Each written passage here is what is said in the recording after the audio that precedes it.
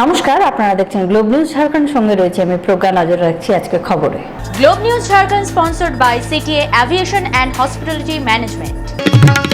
25শে জুলাই 2019-এ জামশেদপুরে টাটানগর রেল স্টেশন থেকে 3 বছরের শিশুকে অপহরণের পরে ধর্ষণ করা হয় এবং তারপরে তার গলা কেটে হত্যাকারী তেলকো রামাধীন বাগানের বাসিন্দা রিঙ্কু সাউ, কৈলাস কুমার এবং মনু মণ্ডলকে সোমবার জামশেদপুর আদালতে দণ্ডিত করা হয়। আদালত এই ধরনের জঘন্য অপরাধের জন্য ফাঁসি না দিয়ে অভিযুক্তদের যাবজ্জীবন কারাদণ্ডে দণ্ডিত করেছে। संख्या 47 2009 दर्ज हुआ था। 25-26 जुलाई 2009 की रात को एक 3 साल की बच्ची थी जिसका टाटानगर रेलवे स्टेशन से लगभग पौने 12 बजे रात में कुछ लोगों ने अपहरण किया, उसके बाद उसके साथ दुष्कर्म किया एवं उसकी हत्या की। और इसमें इस पूरे मामले में एक विशेष टीम का गठन किया गया था। इस पूरे कांड की सुनवाई हुई 11 महीने लगे और पिछले 12 जून को ही इस कांड में कन्विक्शन हुआ। तीनों व्यक्तियों को कन्विक्शन हुआ और आज 15 जून को सज़ा सुनाई गई है और सज़ा के साथ कुछ जुर्माना भी सुनाया गया है। कुछ दिन पूर्व अभी उन्होंने दोषी पाया था, जिसमें 3 अभियुक्तों को दोषी पाए थे। मोहम्मद शेख उर्फ मोनू मंडल को और रिंकू साव उर्फ रिंकू शाह को और तीसरा कैलाश कुमार को, जिसमें मोहम्मद शेख उर्फ मोनू मंडल को 370 ब्रैकेट 2 क्लॉज 2 के भादवी के अंतर्गत 10 साल की सजा और 20,000 रुपया जुर्माना दिया गया। उसको 3 साल की सजा और 5,000 रुपया जुर्माना दिया गया। আনলক 1-এ জামশেদপুরের অপরাধীরা বেপরোয়া হয়ে উঠেছে। সদ্য ঘটনাটি জামশেদপুরের কদমা থানা এলাকার, যেখানে কেডি ফ্ল্যাট স্থিত এভারেস্ট বিজয়ী পদ্মশ্রী প্রেমলতা আগরওয়ালের বাড়িতে চোরেরা গতরাতে এই চুরির ঘটনাটি ঘটায়। চোরেরা প্রেমলতা আগরওয়ালের পদ্মশ্রী পুরস্কারটিও চুরি করেছে। অন্যদিকে পুলিশের তথ্য পাওয়ার সাথে সাথে জেলার সমস্ত শীর্ষ পুলিশ আধিকারিকরা প্রেমলতা আগরওয়ালের বাড়িতে পৌঁছায় এবং মামলার তদন্ত শুরু করেছে। চোরদের সন্ধানে পুলিশ ডগ স্কোয়াডের সাহায্যও নিচ্ছে। জানানো হচ্ছে যে প্রেমলতা আগরওয়াল বিজয়া হোমে একটি নতুন বাড়ি নিয়েছেন, যেখানে শিফটিং এর কাজ চলছে। গতকাল দুপুরে পরিবারের সদস্যরা বিজয়া হোমেই ছিলেন। এদিকে আজ কেডি ফ্ল্যাট স্থিত বাসভবনে পৌঁছানোর সাথে সাথে বাড়ির পিছনের দরজাটি খোলা অবস্থায় পাওয়া যায় এবং বাড়িতে রাখা গয়না, নগদ অর্থ সহ পদ্মশ্রী পুরস্কারটিও চুরি করে। চোরেরা বেশ কিছু রূপার টাকা আর প্রায় 20,000 টাকা নগদ চুরি করেছে। मामला एक्चुअली में हम लोग सुबह आए तो हम लोग को पता चला कि यहाँ पे चोरी की घटना हुई है। तो इनका मन नहीं था, फिर भी मैंने इनको बहुत रिक्वेस्ट किया कि आप जाइए, क्योंकि इनका पद्मश्री का जो मेडल है, जो कि सबसे बड़ा स्वाभिमान है और जमशेदपुर के लिए शान है, वो हम लोग का चोरी हो गया था। तो मैंने इनको बहुत रिक्वेस्ट किया तो इन्होंने उस पर मुझे आज्ञा दिया, तो मैंने ट्वीट किया। उस ट्वीट के चलते ही ये सारा चीज़ फिर आगे बढ़ा, आगे की, और पुलिस डिपार्टमेंट से बहुत सपोर्ट मिल रहा है। সরাইকেলা খারসাওয়া জেলা পুলিশ দুর্দান্ত সাফল্য লাভ করেছে। এখানে গোপন তথ্যের ভিত্তিতে পুলিশ অভিযান চালিয়ে খারসাওয়া থানা এলাকার থেকে কোটি কোটি টাকার মাদক ও অবৈধ বিদেশি মদের ব্যবসা খোলসা করেছে। একই সঙ্গে পুলিশ এই মামলায় 7 জন চোরা কারবারকারীকে গ্রেপ্তারও করেছে। এছাড়াও পুলিশ পিকআপ ভ্যান এবং চোরাচালানের জন্য ব্যবহৃত অটো বাজেয়াপ্ত করে। বর্তমানে গোটা মামলার তদন্তে পুলিশ নিয়োজিত রয়েছে। ग्राम पदमपुर खरसवा में छापामारी की गई थी। इस छापामारी में गुप्त सूचना जो मिली थी हमको, उसके आधार पर एसडीपीओ सरायकेला के नेतृत्व में 2 टीमें बनाई गई थी। मजिस्ट्रेट भी थे उस टीम में, और छापामारी के क्रम में लगभग 57 बोरा अफीम का डोडा और अफीम का पाउडर बरामद हुआ, जिसका कुल वजन 750 किलो से भी अधिक है। और उसकी ग्राइंडिंग मशीन, जिससे हम डोडा से ये लोग पाउडर बनाते हैं, 2 ग्राइंडिंग मशीन, इसमें 2 पिकअप वैन, 1 जाइलो वाहन, 4 मोटरसाइकिल बरामद हुई। 7 लोग गिरफ्तार हुए। साथ साथ लगभग 52 पेटी विदेशी शराब वो भी बरामद हुई, जो 600 से अधिक बोतल है। জামশেদপুর অভিভাবক সংঘের একটি প্রতিনিধি মণ্ডল বেসরকারি বিদ্যালয়ে সুবিধাবঞ্চিত শ্রেণীর শিশুদের ভর্তির জন্য জেলা সদরে পৌঁছে জেলা প্রশাসকের কাছে একটি জ্ঞাপন জমা দিয়েছে। জমা দেওয়া জ্ঞাপনের মাধ্যমে অভিভাবক সমিতির সভাপতি ডাক্তার উমেশ কুমার জানিয়েছেন যে বেসরকারি বিদ্যালয়ে সুবিধাবঞ্চিত শ্রেণীর শিশুদের তালিকাভুক্তি চলাকালীন দেশে লকডাউন শুরু হয়। এমন পরিস্থিতিতে সুবিধাবঞ্চিত শ্রেণীর শিশুরা তালিকাভুক্তি থেকে বঞ্চিত হয়। তারা স্কুল থেকে বই কিনবেন কিনা বুঝতে পারছেন না। তারা জানান জেলা প্রশাসকের সাথে বৈঠক করে এসব দাবি রাখা হয়েছে, যাতে যে সমস্ত স্কুলে সুবিধা বঞ্চিত শ্রেণীর শিশুরা ভর্তি হয়নি তাদের তালিকাভুক্তির প্রক্রিয়াটি অবিলম্বে শুরু করা উচিত। सत्र 2020-21 के लिए अभिवंचित एवं कमजोर वर्ग के अभिभावकों ने अपने बच्चे का स्कूल में नामांकन के लिए आवेदन किए थे। नामांकन प्रक्रिया चल रही थी, अचानक लॉकडाउन घोषित हुआ पूरे देश में और तब से लेकर अब तक नामांकन प्रक्रिया रुकी हुई है। ऐसे में जो बच्चे अब तक नामांकन पाने से वंचित रह गए हैं, वो न किताब खरीद पा रहे हैं, न अपनी पढ़ाई को आगे जारी रख पा रहे हैं। जमशेदपुर अभिभावक संघ आज उपायुक्त महोदय से मांग करने हैं कि कम से कम एक तय संख्या में अभिभावकों को बुलाकर उनका नामांकन लिया जाए, स्कूलों को आदेश दे हुए। জামশেদপুরের বিখ্যাত হোটেল অ্যালকোরের মালকিন জেলা প্রশাসকের সাথে দেখা করে আপাতত হোটেল খোলার দাবি জানান। একই সাথে তিনি বলেন যে জেলা প্রশাসক সাময়িক হোটেল খোলার আশ্বাস দিয়েছেন। তিনি বলেছেন, আদালতের উপরে আমার পূর্ণ বিশ্বাস আছে, আমার স্বামী অবশ্যই ন্যায় বিচার পাবেন। অন্যদিকে বেতনের দাবিতে জেলা সদরে পৌঁছানো কর্মীরা জেলা প্রশাসককে ধন্যবাদ জানিয়ে বলেন, জেলা প্রশাসক তাদের আশ্বাস দিয়েছেন যে হোটেল খোলার পর সমস্ত কর্মীদের বকেয়া বেতন প্রদান করা হবে। জানানো হচ্ছে যে লকডাউনের সময় হোটেল অ্যালকোরের সেক্স র্যাকেট চালানোর বিষয়টি প্রকাশ্যে আসে, যার পরে জেলা প্রশাসন হোটেলটির মালিক ও ম্যানেজার এবং শহরের বেশ কিছু ব্যক্তি সহ এক যুবতীকে হেফাজতে নিয়ে হোটেলটি সিল করে দেয়, যার পর থেকে হোটেল কর্মীরা বেতন পাচ্ছেন না। टेम्प्रेरी कम से कम कुछ दिनों के लिए, ताकि हम सैलरीज कम से कम अपना कॉर्पोरेट ऑफिस से फैक्ट्रीज को, अपने स्टाफ को, अपने लेबर को इशू कर सकें, बिकॉज ये बहुत सीरियस और बहुत प्रॉब्लम हो रहा था हमारे लिए। पिछले 2 महीने से मैं भाग दौड़ कर रही हूँ इसी चीज़ के लिए। हमने उनको बहुत रिक्वेस्ट किया था कि कम से कम हम प्रॉब्लम में, हमारा स्टाफ और हमारे जो बच्चे हैं उनको प्रॉब्लम ना हो। तो आज हमको अच्छा लगा कि उन्होंने ये कम से कम एक्सटेंड किया है, और मैं जानती हूँ कि सिर्फ हमने कोई गलत काम किया नहीं, आस्ते आस्ते सब हमारे साथ देंगे, और मैं यही चाह रही थी। बहुत अच्छा लगा आज ये न्यूज़ सुन करके कि हमारे ऑफिस को खोला जाएगा एटलीस्ट सैलरी के लिए। मैं होपफुल हूँ क्योंकि ये पॉजिटिव न्यूज़ आया है, हम लोग और भी होपफुल हो रहे हैं कि आगे भी हमारा प्रेमाइसेस खोल दिया जाएगा। सो ये गुड न्यूज़ है। हमें बहुत सारी दिक्कतों का सामना करना पड़ा है, तो ये ग्रेट न्यूज़ है हमारी लिए। করোনার বিশ্বব্যাপী মহামারীতে পুরো বিশ্বের অর্থনীতির অবনতি হয়েছে, কিছু মানুষের জীবন আবার আগের পথে ধীরে ধীরে চলছে। তবে স্কুল কলেজগুলির বাহন মালিক এবং চালকরা, অটো এবং ভ্যান মালিকদের পরিস্থিতি আরো খারাপ হয়ে গেছে। তারা বিদ্যালয়ে বাহন চালানোর দাবি জানিয়েছেন। এই পরিস্থিতিতে চালকরা আজ সরকারের কাছে একটি পত্র লিখেছেন। সরকারের কাছে লকডাউন চলাকালীন ব্যাংকের ইএমআই মওকুফ করার এবং অবিলম্বে স্কুলে বাহন চালানোর দাবি জানানো হয়েছে। তারা বলেন যে যদি স্কুল না খোলে তবে সরকারের উচিত তাদের খাবার ও জীবনযাপনের ব্যবস্থা করা, যাতে তারাও তাদের পরিবার ও সন্তানের সাথে সুস্থভাবে জীবন কাটাতে পারে। आज हम झारखंड स्कूली वाहन संघ की तरफ से माननीय उपायुक्त महोदय के सामने अपने आर्थिक समस्याओं तथा हमारी जो जीविका आज खत्म हो चुकी है उससे अवगत कराने आए हैं। आज जब से ये कोरोना काल हमारे राज्य में, हमारे देश में आया है, जब स्कूल बंद है, तो इस अवस्था में स्कूल अपनी फीस ले रही है किसी भी प्रकार, ऑनलाइन क्लासेस के नाम से हो या ट्यूशन के नाम से हो, पर अभिभावक भी अपने बच्चों के भविष्य को नज़र में रखते हुए स्कूल की फीस जबरन दे भी रहे हैं। पर हमारा रोजगार बिल्कुल खत्म हो गया है। अभिभावक आज हमें पैसा देने से इनकार कर रहे हैं, जबकि हम इतने दिनों तक उनके बच्चों को निस्वार्थ और जिम्मेवारी के साथ सेवा देते आए हैं। हमारा परिवार भी उन पर ही निर्भर है। तो अभिभावक गणों के लिए भी हमारा ये निवेदन है कि यथासंभव हम लोगों का सहयोग करें और हमारी जीविका को बचाए रखें, और हमें भी इस कोरोना काल में जीवित रहने का और आगे भविष्य को देखने का सौभाग्य दें। সরকারের আদেশের পরও জামশেদপুরের বেসরকারি স্কুলগুলি দ্বারা ফি বাবদ চাপ দেওয়ার বিষয়টি প্রকাশ্যে আসার পরে বিজেপির একটি প্রতিনিধি মণ্ডল জেলা সদরে পৌঁছে জেলা প্রশাসকের কাছে বেসরকারি স্কুলগুলির স্বেচ্ছাচারিতার উপরে নিষেধাজ্ঞা জারি করার দাবি জানায়।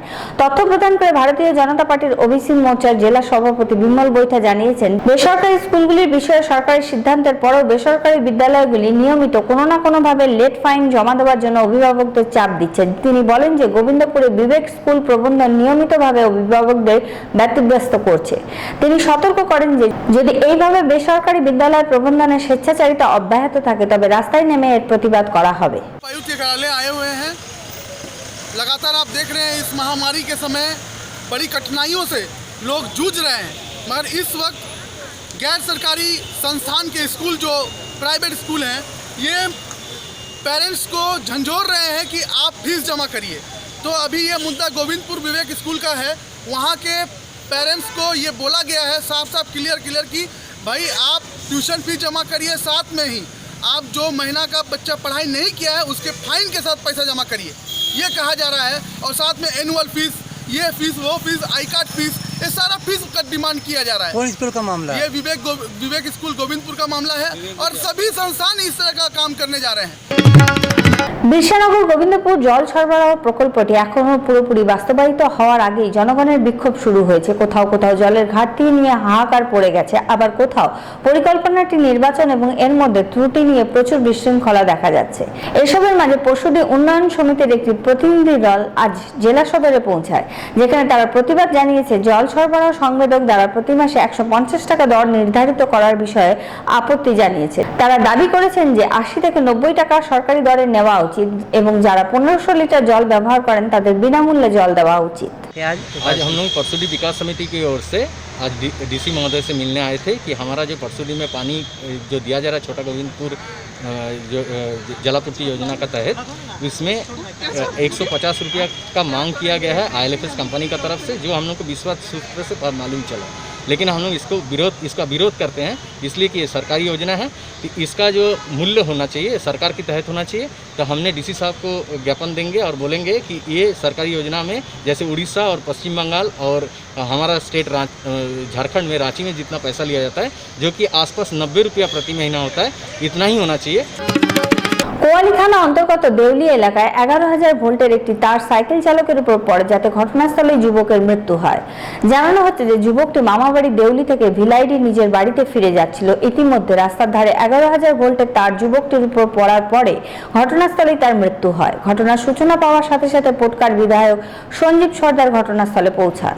इसको पहले भी हम लोग जब विश्व पत्रिका बैठक में इसका भी लाइन के बारे में, इलेक्ट्रिक पोल और तार बहुत जर्जर है, 30-40 साल पुराना हो गया, हमेशा दुर्घटना घटते रहता है। ये बंगाली बाजार बहुनसा के बीच ये वाला चौक में, देवली चौक से आगे जहरा में तार का हमेशा हर जगह टूटा हुआ है। और इसका पहले भी 1 साल पहले, 1.5 साल पहले, इसका पहले भी ऐसे ही तार टूटा था, जो कि 3 गो बैल मत हुआ था। और आज आदमी तो दुकान से लौट रहा था घर, है ना, उसका ऊपर में इलेक्ट्रिक का तार गिरा, जो कि टूटा हुआ था, जर्जर अवस्था। इसका पहले कंप्लेन भी हो चुका है, लेकिन कोई सुनवाई नहीं हुआ है। বিষ্ণুপুর থানা এলাকায় ধাতকেটি হরিজন বস্তি, যেখানে মুখী সমাজ কল্যাণ সমিতির সদস্যরা ওই এলাকায় মদ মাফিয়া মুন্না ঘোষ, তার ছেলে অনিমেষ ঘোষ, অঞ্জন ঘোষ এবং শিবম ঘোষের উপরে মুখী সমাজ কল্যাণ সমিতির সদস্যদের সাথে অশ্লীল ভাষা এবং মারধর করার অভিযোগ করেন। এই বিষয়ে কমিটির সদস্যরা এক সংবাদদাতা সম্মেলনে তথ্য প্রদান করে বলেন যে লকডাউনের কারণে শহরের বস্তি বাসিন্দারা বস্তিতে মদ ও গাঁজার বিক্রয় সম্পূর্ণ নিষিদ্ধ করেছিলেন। তা সত্ত্বেও লুকিয়ে মদ এবং গাঁজা ব্যবসা অঞ্চলে সক্রিয় ছিল। তারা জানান যে এই বিষয়ে তারা বিষ্ণুপুর থানায় লিখিত তথ্য দিয়েছেন, তা সত্ত্বেও কোনো পদক্ষেপ নেওয়া হচ্ছে না বলে বুধবার তারা জানিয়েছেন যে জেলা প্রশাসক, এসএসপি ও বিধায়ককে এই তথ্য দেওয়া হবে। कि ये जो शराब और गांजा जो धल्ले से जो खरीद बिक्री हो रही है, पूर्ण रूप से बंद हो। हम लोग प्रशासन का सहयोग करेंगे, प्रशासन हम लोग का सहयोग करे। बहुत जल्द मुखी समाज के प्रतिनिधिमंडल बुधवार को हम लोग डीसी साहब से और सीनियर एसपी साहब से हम लोग मिलेंगे, और सीनियर एसपी साहब और डीसी साहब को साफ हम लोग ज्ञापन में हम लोग 3 से 4 दिन का अल्टीमेटम देंगे। বিশ্ব হিন্দু পরিষদের সচিব রমেশ পান্ডে মিডিয়া কর্মীদের গামছা, স্যানিটাইজার, মাস্ক সরবরাহ করে করোনার যোদ্ধা হিসেবে সম্মানিত করেছেন। ডিএস কলোনি দুর্গা মন্দির কমপ্লেক্সে এই অনুষ্ঠানটি অনুষ্ঠিত হয়। এই প্রসঙ্গে তিনি বলেন যে পুরো লকডাউনে মিডিয়া কর্মী, ফটো সাংবাদিক, ইলেকট্রনিক মিডিয়ার ভিডিওগ্রাফাররা তাদের জীবনে ঝুঁকি নিয়ে করোনা সংক্রমণের সময় সংবাদ সংকলন করেন এবং জনসাধারণের কাছেও পৌঁছায়। এই বিশ্বব্যাপী মহামারী করোনার সময় সমাজে তাদের উৎকৃষ্ট সেবা এবং উল্লেখযোগ্য অবদান প্রশংসনীয়। রমেশ পান্ডে লকডাউন 1 এর প্রথম দিন থেকে শহর এবং গ্রামীণ অঞ্চলে প্রধানমন্ত্রী নরেন্দ্র মোদীর আহ্বানে শুকনো খাদ্য, রেশন, মাস্ক, স্যানিটাইজার, রক্তদান শিবির এবং অন্যান্য প্রয়োজনীয় পণ্য এই পরিষেবা অব্যাহত থাকবে বলে জানান। जी, जैसे कि देश के आदरणीय प्रधानमंत्री जी का कहना है कि जो कोरोना वॉरियर्स के रूप में चौथे स्तंभ हमारे पत्रकार बंधु हैं, और जो अपनी जान की परवाह किए बिना जगह जगह से खबर लाते हैं। जहाँ भी क्वारंटाइन सेंटर है, जहाँ लोग जाने से डरते हैं, वहाँ हमारे पत्रकार भाई जाते हैं और वहाँ से खबर लेकर हम सभी तक पहुँचाते हैं। तो ये लोग सभी बधाई के पात्र हैं और इनका सम्मानित किया जा रहा है। বিশ্বনগর থানার অন্তর্গত বিজয় গার্ডেনে দম্পতি এবং একজন মহিলা আইনজীবীর সাথে মারপিট হওয়ার মামলায় বিচারের আবেদন করে অ্যাডভোকেট মমতা কুমারী জেলা পুলিশ ক্যাপ্টেনের সাথে দেখা করে একজন দেহরক্ষীর দাবি করেছেন। তিনি তার ক্লায়েন্ট চিকিৎসকের বাসভবনে এই মামলার বিষয়ে কথা বলছিলেন, তখনই চিকিৎসকের স্ত্রী সেখানে এসে তাকে লাঞ্ছিত করার সাথে সাথে মিথ্যা অভিযোগ করে মারপিট শুরু করেন। এক্ষেত্রে আইনজীবীদের সুরক্ষার প্রয়োজন। এর সম্পর্কে মমতা কুমারী নিজের জন্য দেহরক্ষীর দাবি করে পুরো মামলা যথাযথ তদন্ত করে ব্যবস্থা নেওয়ার দাবি জানিয়েছেন। ये मामला मेरे क्लाइंट डॉक्टर विकास सिंह देव और उनकी पत्नी डॉक्टर पूर्णिमा का मामला है। इस केस को मैं विगत 10 महीने से देख रही हूँ और इस केस में विपक्षी के वकील और डॉक्टर पूर्णिमा और जो विपक्षी के वकील नहीं भी रहते हैं, जिस केस में केस के प्रोसीडिंग के दौरान ये लोग बार बार मुझे हमला करते हैं, मारपीट करते हैं और केस छोड़ देने का भारी दबाव बना रहे हैं कि आप इस केस को छोड़ दीजिए।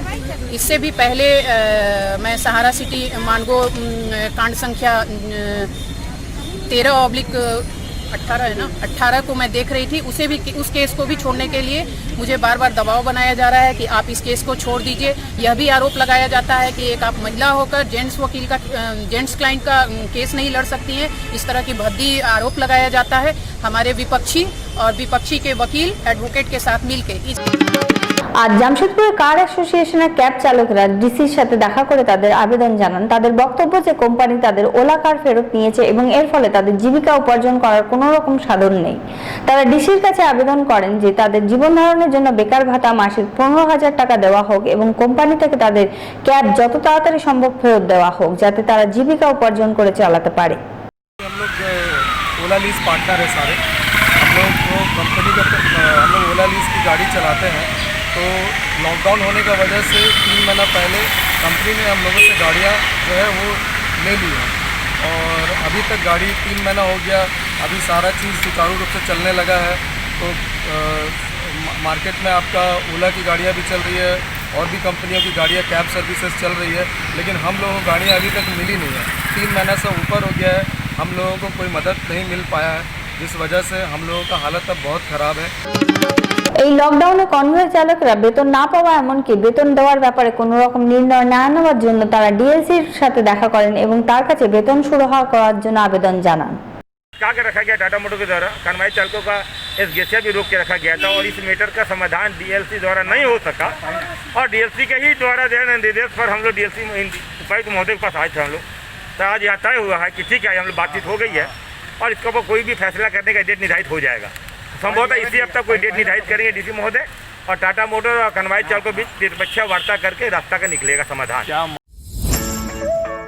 SGIHM Institute of Hotel Management registered by government of India. Craft course एवं डिप्लोमा कोर्स, प्रैक्टिकल क्लास की सुविधा एवं 100% जॉब प्लेसमेंट। करें अपने सपने को साकार। संपर्क करें SGIHM institute of hotel management, 3rd floor DH trade centre near Ram मंदिर ऑपोजिट बंधन बैंक, बिष्टपुर जमशेदपुर। हमारा फोन नंबर 7004615405 एवं 9204579353। अपने सपने को साकार करने के लिए आज ही संपर्क करें SGIHM institute of hotel management.